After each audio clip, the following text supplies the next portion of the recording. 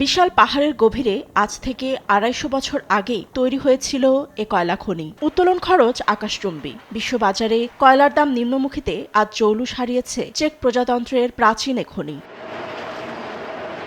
অষ্টাদশ শতাব্দীর শেষ দিকে হ্যামসবার্গ রাজবংশের আমলে অস্ট্রোভা অঞ্চলে কয়লা উত্তোলনের সূচনা হয়। তারই অংশ হিসেবে সিলিসিয়ান পাহাড়ের গভীরে ২৫০ বছর ধরে শ্রমিকের আনাগোনায় এটি ছিল সড়ক। রেলওয়ে থেকে শুরু করে স্টিল মিল সবকিছুই চলত এ কয়লা দিয়েই।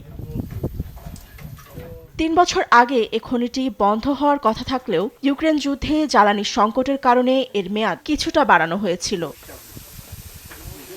রাষ্ট্রীয় মালিকানাধীন খনি কোম্পানি ওকেডির পরিচালক রোমান সিকোরা জানান, বিশ্ববাজারে কয়লার দাম কমলেও ১০০০ মিটার গভীর থেকে তা উত্তোলনের খরচ বেড়েছে কয়েক গুণ, যা এ শিল্পকে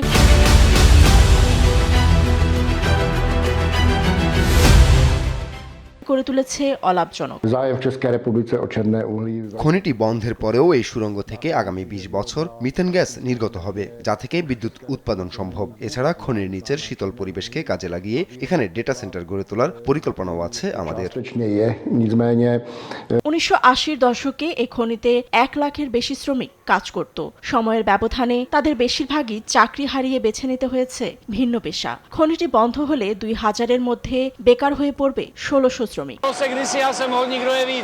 এই খনিটি বন্ধ হয়ে যাচ্ছে বলে খুব খারাপ লাগছে। কাজটি কঠিন হলেও খুব ভালো ছিল। আমি এখন সীমান্ত পেরিয়ে পোল্যান্ডে কাজ করার কথা ভাবছি।